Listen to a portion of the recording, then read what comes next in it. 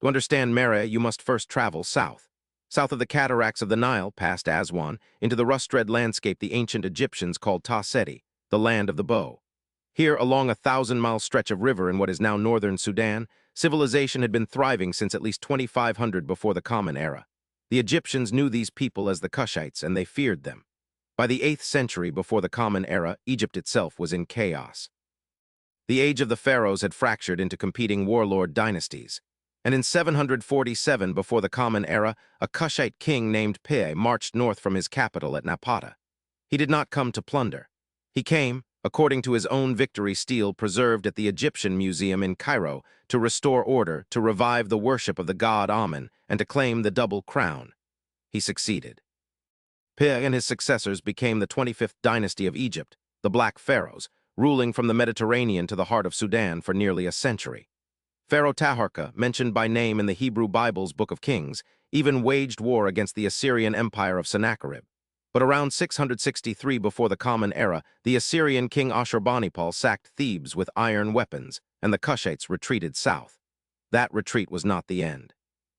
It was the beginning of something stranger and in many ways greater.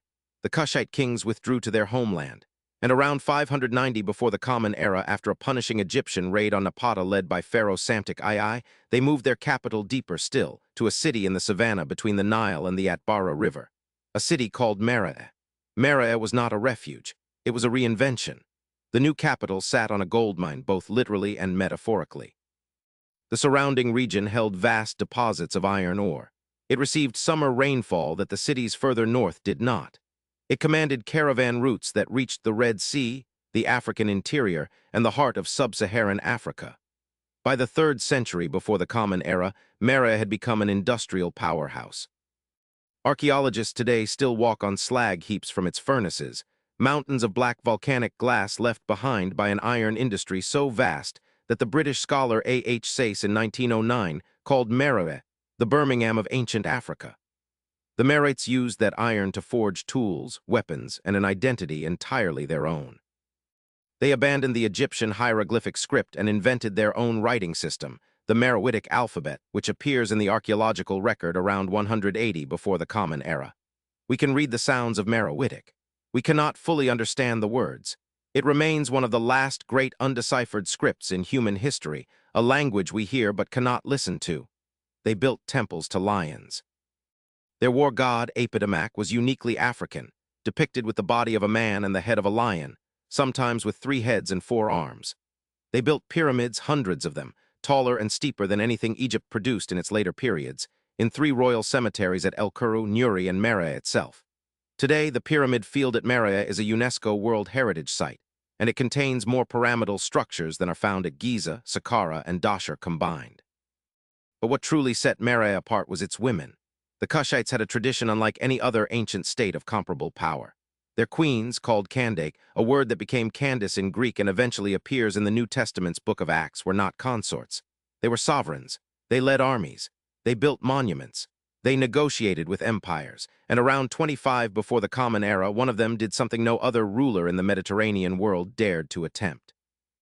She invaded Roman Egypt. Her name was Ammoniernas. She was, according to Strabo's geography, a masculine sort of woman, blind in one eye. And in 25 before the Common Era, she led a Meroitic army of some 30,000 soldiers into Roman-occupied Egypt. The trigger was Roman taxation.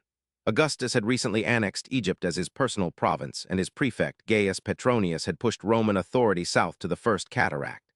The Kushites struck first. They sacked the cities of Sin, Elephantine, and Falah. They captured Roman garrisons. And in an act of breathtaking symbolism, they pulled down the statues of the Emperor Augustus that the Romans had erected to mark their southern frontier. One bronze head, severed from a larger-than-life statue of the emperor, was carried back to Meroitic. The queen ordered it buried beneath the threshold of a temple of victory. Every priest, every soldier, every queen entering or leaving that temple would, with each step, walk on the face of Caesar Augustus, the most powerful man in the known world.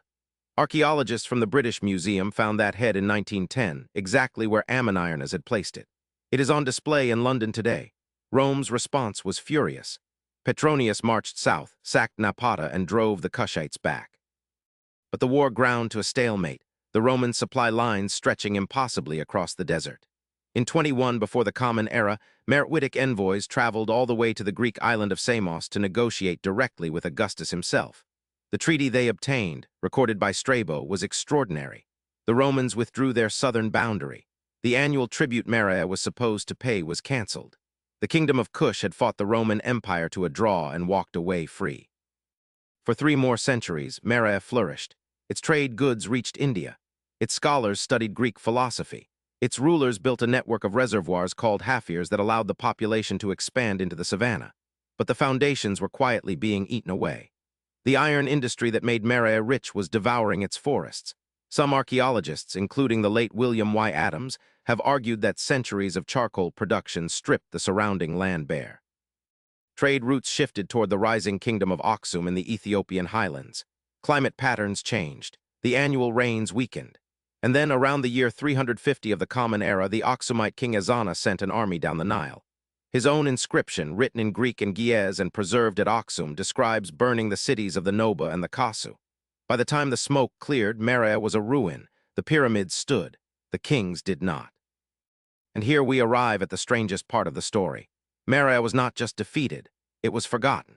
For nearly 1,500 years, the world above the Sahara lost the memory of this kingdom. When European travelers stumbled upon the pyramids in the 18th and 19th centuries, they refused to believe Africans had built them. The Scottish explorer James Bruce reached the site in 1772 and assumed they were Egyptian outposts.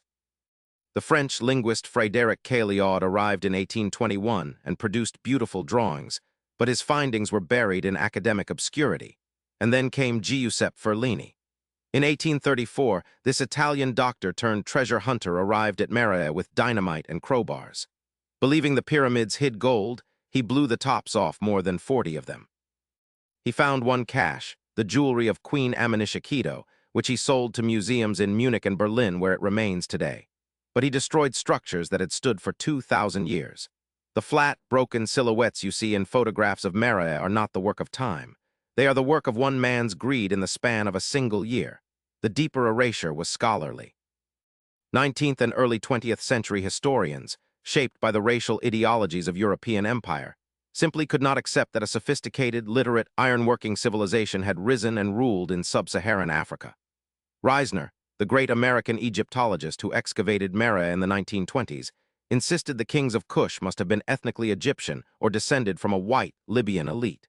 The evidence from the bones, from the art, from the inscriptions, said otherwise. It took until the 1970s for that consensus to fall. Today, we know better.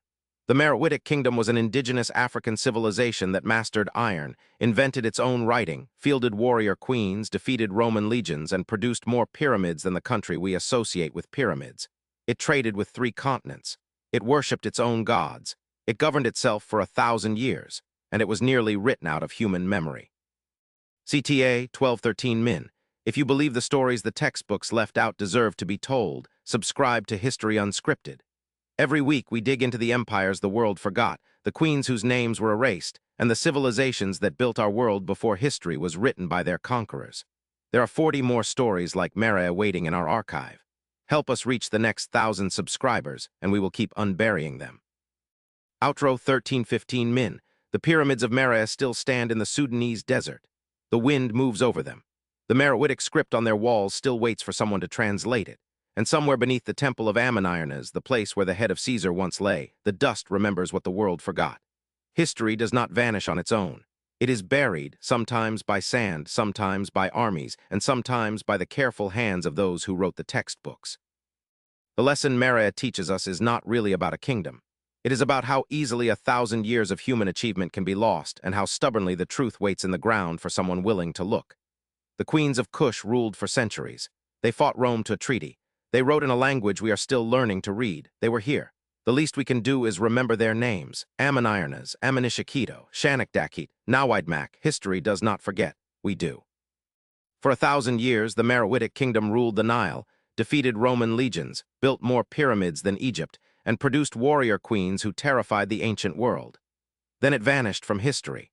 This is the story of Africa's forgotten superpower, the kingdom of Kush, and the queen who buried Caesar's head beneath her temple steps so she could walk on his face every morning.